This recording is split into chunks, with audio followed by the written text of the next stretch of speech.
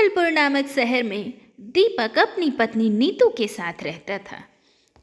अब पति पत्नी दोनों नौकरी करते थे।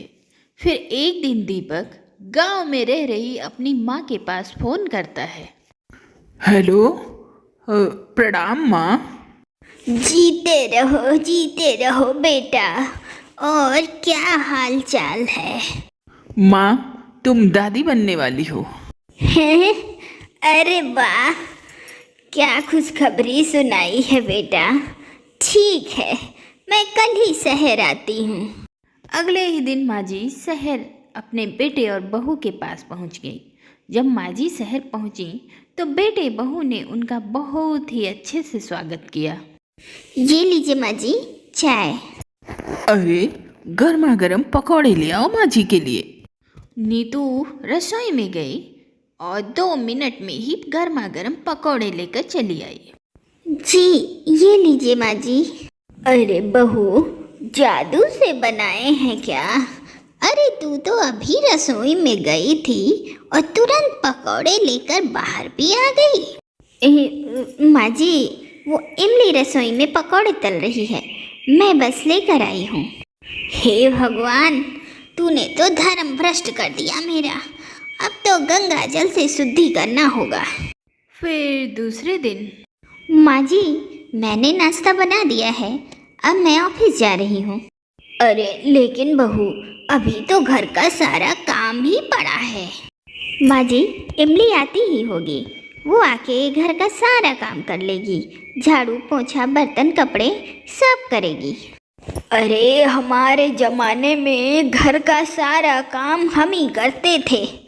जी माँ जी, आप बहुत महान हैं, पर हम घर और ऑफिस दोनों नहीं संभाल सकते। और ज़रूरत ही क्या है तुझे घर के बाहर जाकर दूसरे की चाकरी करने की।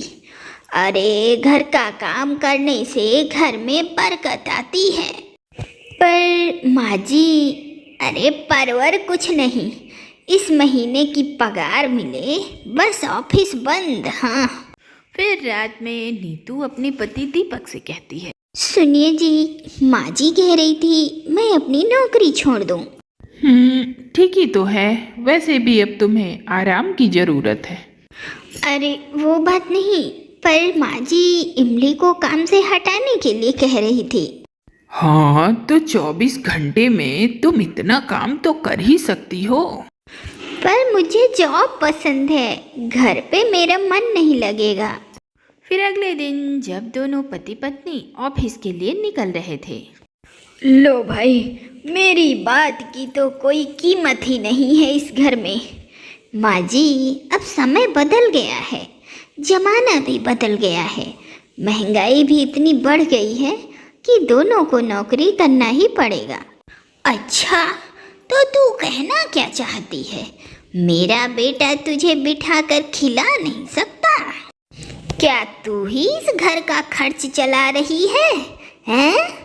नहीं माँ जी, मेरा वो मतलब नहीं था। अरे तेरा मतलब खूब समझती हूँ मैं। अरे ये बाल धूप में सफ़ेद नहीं किए मैंने। हाँ। अब ये तो रोज का हो गया था। अब दीपक भी इस रोज की चिक चिक से तंग आ गया था।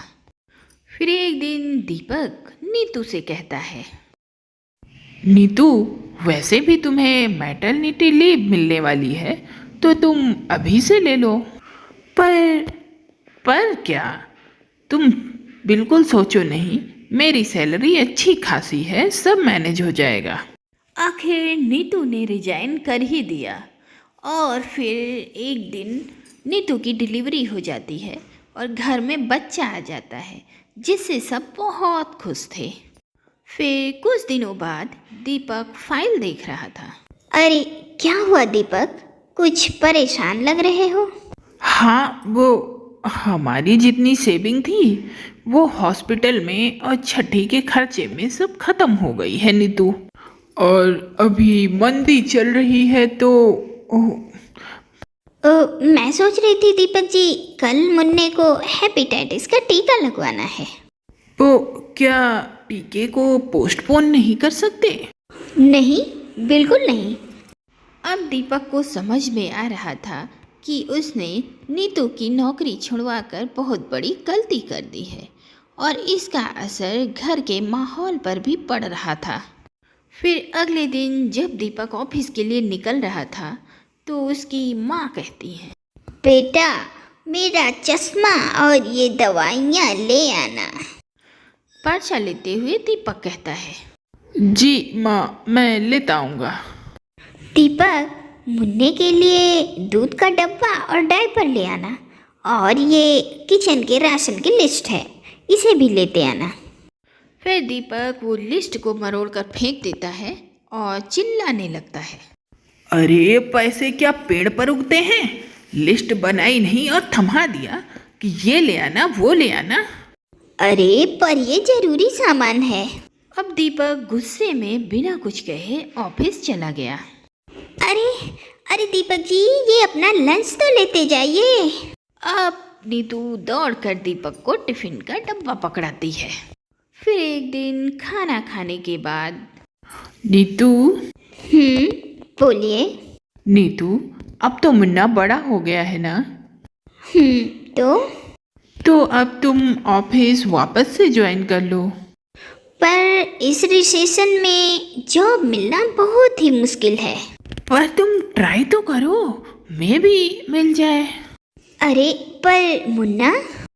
अरे नीतू, मुन्ने के लिए माँ है ना, और एक फुल टाइम मेड भी लगा देंगे। पर दीपक जी, मेड तो माँ जी को पसंद नहीं। तभी नीतू की सासू माँ आ जाती हैं और उसके सिर पे हाथ फेरते हुए कहती हैं, अरे मेरी प्यारी बहू, अब मुझे समझ में आ गया है पहले के और अब के समय में अंतर। बहू, तुम नौकरी खोजो और मैं मुन्ने को संभाल लूँगी। तुम मुन्ने की फिक्र मत करो। ओह थैंक यू माँ जी, आप ना मुझे खुश कर दी। मुझे बहुत खुशी हुई माँ जी, आप मेरी नौकरी के लिए मान गई। फिर इतना कहकर नीतू अपनी सास के गले लग जाती है। फिर अगले दिन से दोनों पति पत्नी ऑफिस ज्वाइन कर लेते हैं। अरे नीतू, क्या कर रही हो? जल्दी करो बाबा। हाँ बस 2 मिनट, बस लंच रेडी कर लूँ, बस पैक कर लूँ, बन गया है। फिर दोनों नीतू और दीपक ऑफिस के लिए निकलने लगते हैं। ओ मेरा क्यूट बेबी। माँ जी, मैं चलती हूँ ऑफिस। हाँ बहू तू जा, इस मुन्ने की दादी है ना, मुन्ने का ख्याल रखने के लिए। अरे मेरा पोता मेरी आंखों का तारा है, तारा।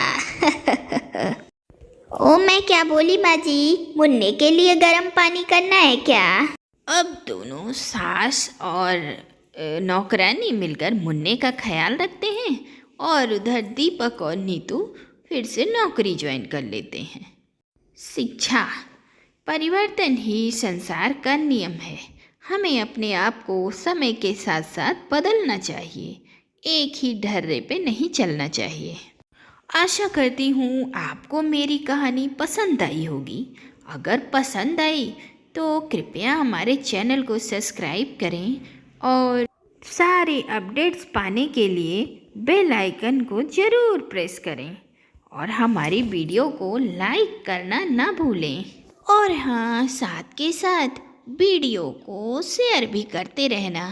फिर मिलूँगी नई कहानी के साथ। Bye bye.